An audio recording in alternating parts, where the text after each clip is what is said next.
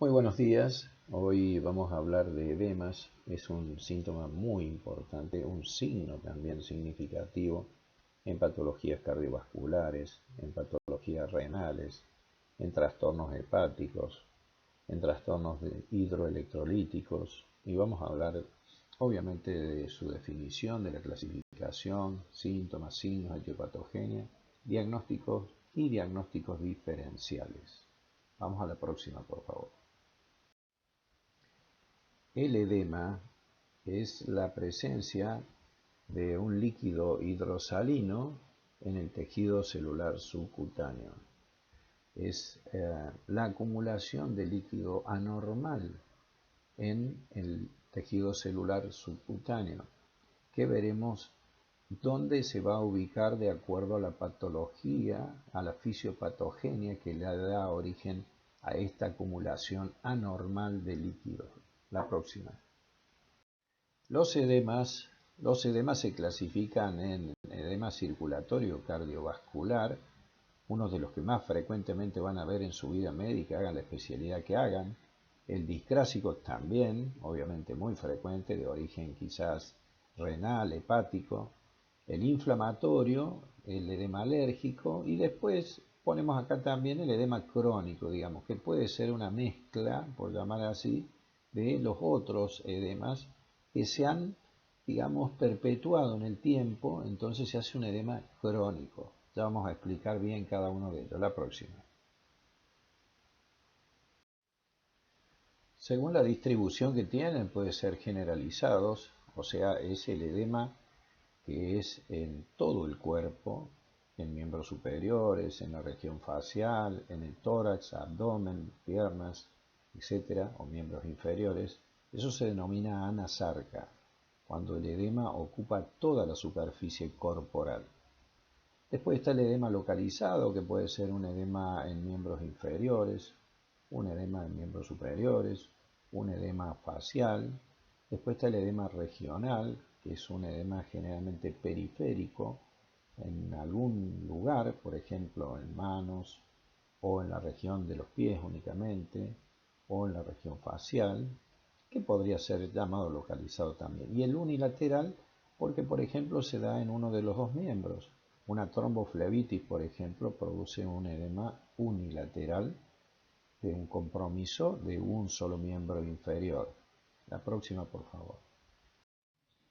¿Qué tenemos que estudiar en los edemas? Bueno, las características, primero, qué tipo de edema es, si es circulatorio, si es renal, si es inflamatorio, etc. Las características de la piel, si es una piel que está lustrosa, con estiramiento, o si es una piel apergaminada, seca. Eso habla de distintas patologías y distintos edemas. El colorido, si es un colorido pálido, será de un proceso renal. Si es un colorido más cianótico, será circulatorio. Si es rojizo, será inflamatorio. La temperatura en general de los edemas circulatorios es fría. De los edemas que son de origen hepático o renal es una temperatura conservada, normal. Y de los edemas inflamatorios, obviamente, con aumento de temperatura, enrojecimiento de la piel y aumento de temperatura. La distribución, si es generalizado, localizado, regional, si es un edema en cuanto a la consistencia duro, como son los edemas, o aumentado de consistencia, como son los edemas fundamentalmente circulatorios o cardiovasculares, y si tiene una disminución de la consistencia, como los renales o hepáticos. Si hay dolor a la presión de la piel, por ejemplo, o al presionar el edema, eso es importante en la celulitis, en la dermatocelulitis, en las tromboflebitis, en la flebitis. Y el signo de la fobia, que es un signo que al presionar durante 10 segundos la piel, queda como un hoyuelo que se produce justamente por la, digamos, disminución de la elasticidad y el turgor de la piel. La próxima.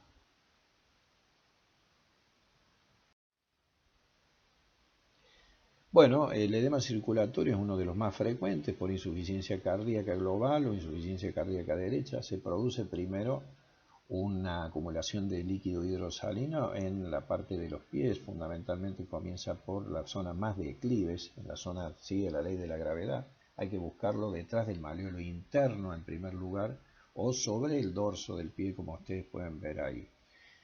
También después sigue ascendiendo, se lo busca en la cara anterointerna de la tibia y en el muslo se hace un pliegue, ¿no es cierto?, entre el índice y el pulgar buscando la presencia de edema. Es un edema frío, cianótico, de consistencia aumentada, que aumenta durante la noche por haber estado el individuo en posición de pie, y en decúbito dorsal suele desaparecer cuando es leve. Por la mañana están los pies deshinchados. Puede evolucionar obviamente hacia la nasarca y el individuo tener un edema generalizado.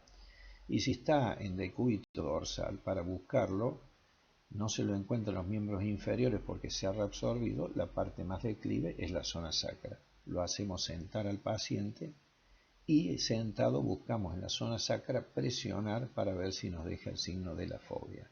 Deja el signo de la fobia. La próxima.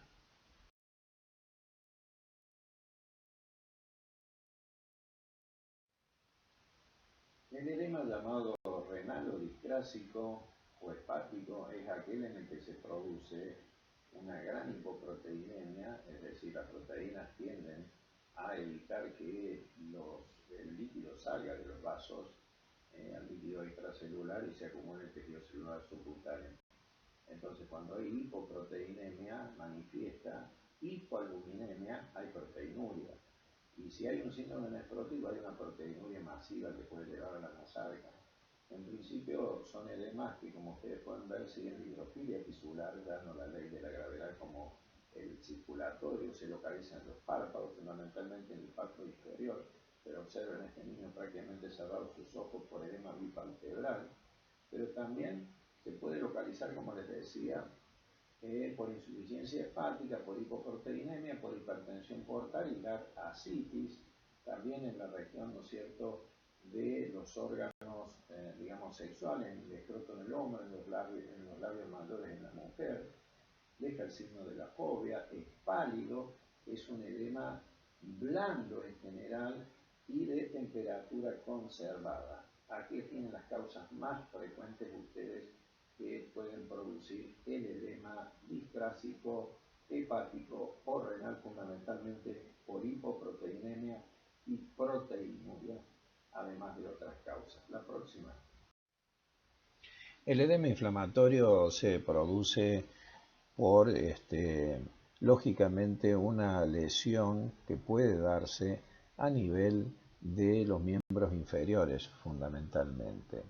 Es secundario a una flebitis o a una flebotrombosis o a una trombosis venosa profunda, un trastorno del retorno sanguíneo y después termina dando este colorido rojo, caliente la piel, más bien aumentado de consistencia, que duele al presionar, que deja el signo de la fobia y que se puede infectar, dando una dermatocelulitis, que es otra de las causas que pueden dar el edema inflamatorio, que tiene la clásica tétrada de Celso: dolor, tumor, rubor y función alterada. La próxima. Aquí, como les decía, tienen otras causas, ¿no es cierto?, que no es circulatoria estrictamente, sino que puede derivar de una causa circulatoria después de una flebitis o un trastorno postflebítico o una flebotrombosis. Puede darse una dermatocelulitis que ya es infecciosa, que necesitará, aparte de un tratamiento, digamos, para mejorar la circulación, va a necesitar antibióticos, sin ningún lugar a dudas, si no se va a complicar y el individuo puede tener un cuadro séptico a partir de una lesión de la piel. La próxima. Este edema angioneurótico es el típico edema alérgico de la urticaria o tóxico. Es un edema que en general es producido, les vuelvo a reiterar, por tóxicos, por medicamentos, por intolerancia a medicamentos, por picadura de insectos, es muy característica. Se produce una rápida tumefacción, como ustedes pueden ver, en los párpados, no deja abrir los párpados, o en la región posterior, en este caso fíjense la urticaria en el dorso, en el labio por una picadura de insecto. Las mucosas también están afectadas y, por ejemplo, hay que tener mucho cuidado porque da una reacción antígeno-anticuerpo que, si es de tipo 1, denominada así, puede llevar al edema de glotis, que es un cuadro realmente agudo y que si no se lo inyecta al paciente con adrenalina o epinefrina, por ejemplo, o corticoides de acción rápida, puede tener una muerte por asfixia. Entonces lo que en principio es un edema que no causa, digamos, alteraciones, puede llegar a dar una reacción antígeno-anticuerpo con insospechadas consecuencias. La próxima. El edema crónico es característico de las insuficiencias cardíacas crónicas compensadas, que ya, aparte del colorido cianótico, toman un colorido de la piel distinto por los trastornos postflevíticos que tienen y circulatorios en general. Hay un aumento de la melanina, entonces un color amarronado de la piel, cianótico, y también, digamos, deja fobia, suele ser doloroso porque si es postflevítico, ustedes tocan en una zona que todavía puede estar inflamada y duele. Son más frecuentes obviamente en los miembros inferiores porque son circulatorios, entonces siguen la ley de la gravedad, van hacia los pies. Y obviamente pueden ser mixtos, se pueden asociar también, como por ejemplo en los diabéticos, donde hay también insuficiencia cardíaca, insuficiencia renal, puede ser un edema mixto entre circulatorio y discrásico. Entonces son edemas, insisto, duros, que ustedes ven cómo deforman los pies y van de a poco, como ven en una imagen que tienen a la derecha, primero varices, después complicación de las varices, después una tumefacción, un colorido cianótico, va progresando el edema hasta inclusive se puede hacer una úlcera por la lesión venosa y por los trastornos circulatorios. La próxima, por favor. Aquí en este resumen tienen casi todos los edemas, digamos, que se pueden hacer generalizados y su distinta etiopatogenia u origen, desde la insuficiencia cardíaca, pasando por los trastornos hepáticos, hipoproteinemia, por trastornos hormonales, déficit vitamínicos y de proteínas, hipoaluminemia, edemas alérgicos como dijimos que era el edema angioneurótico, los síndromes nefróticos y nefríticos, etc. Es un buen resumen. La próxima. Los diagnósticos diferenciales del edema son los que ustedes ven acá. El mixedema, que es digamos, el clásico acumulación de mucopolisacáridos, no de líquido, como habíamos dicho, hidrosalino, como era el edema. Este es mucopolisacáridos fundamentalmente en la región facial, en los hipotiroideos. El mixedema pretibial en el hipertiroidismo es distinto, no deja fobia, es generalmente de características, digamos, blando, no es duro, y bueno, pero no deja fobia, esa es la diferencia fundamental con el edema. Después tienen el mioedema, que si ustedes dicen mioedema, sería edema del músculo. Bueno, no es así, no se equivoquen. Mioedema es un trastorno hidroelectrolítico del músculo, un estado de excitación de la fibra muscular por un trastorno hidroelectrolítico. Después tienen el linfedema, que el linfedema es lógicamente un derrame linfático que produce fundamentalmente en miembros superiores o en miembros inferiores la gigantez del miembro, un acúmulo muy importante de linfa, ¿no?, que es distinto a lo que es un edema, aunque a veces se puede asociar. Y por último, el enfisema subcutáneo, que es por lesiones, ¿no es cierto?, de arma blanca o por clostridium, es decir, por gérmenes, que crepita esa zona, es totalmente distinto al edema, es una zona que crepita y se movilizan las lesiones producidas, ¿no es cierto?, en el tejido celular subcutáneo por acúmulo de aire o gases pútridos. Eso es enfisema subcutáneo. La próxima. Como les dije, el mixedema se da en el hipotiroidismo fundamentalmente, es el acúmulo de mucopolisacáridos en el tejido celular subcutáneo, totalmente distinto al edema, y las causas también que lo provocan. No deja fobia, que es una pregunta de examen. Ustedes ven la infiltración en los párpados, alopecia, tienen caída del cabello estos individuos, una fascia prácticamente que no expresa nada o fascia mímica, labios gruesos, tienen macroglosia, pregunta de examen. La macroglosia es característica de algunas lesiones hormonales, como por ejemplo sería la acromegalia, y en este caso por trastorno hipofisario, y en este caso el hipotiroidismo.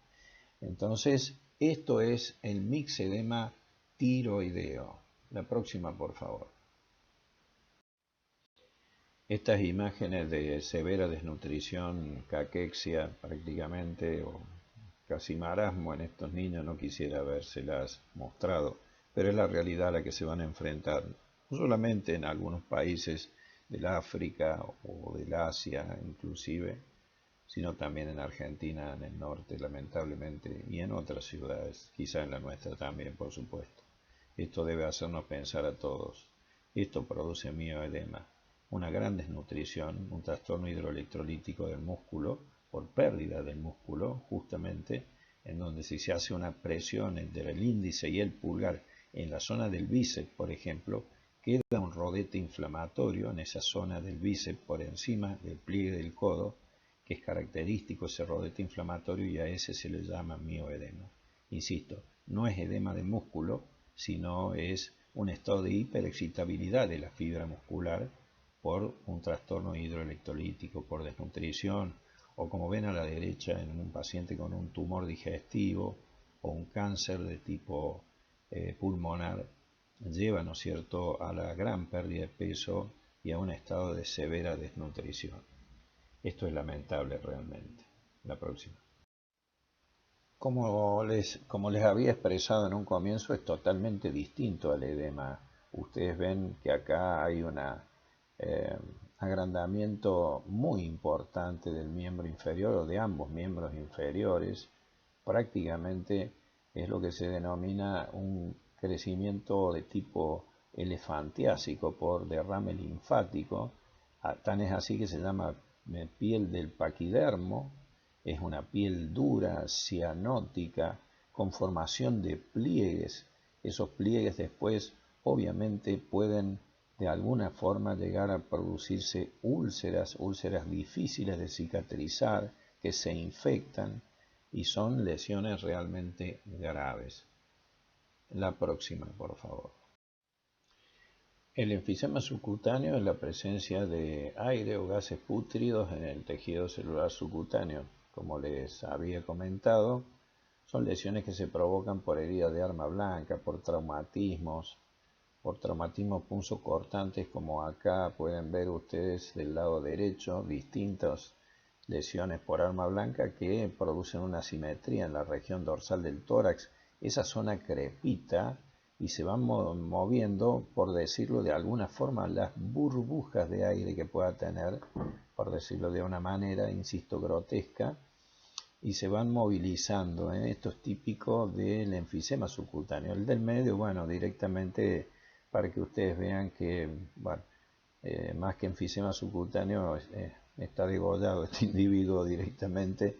Y el de la izquierda, ahí tienen un traumatismo facial que es característico también, que el párpado superior crepite y se movilice en estas lesiones subcutáneas, que es aire, pero también, ojo, que puede ser por infección del Clostridium, y dar estas lesiones, como dijimos, de enfisema y de crepitación en las gangrenas, por ejemplo, provocadas por Clostridium.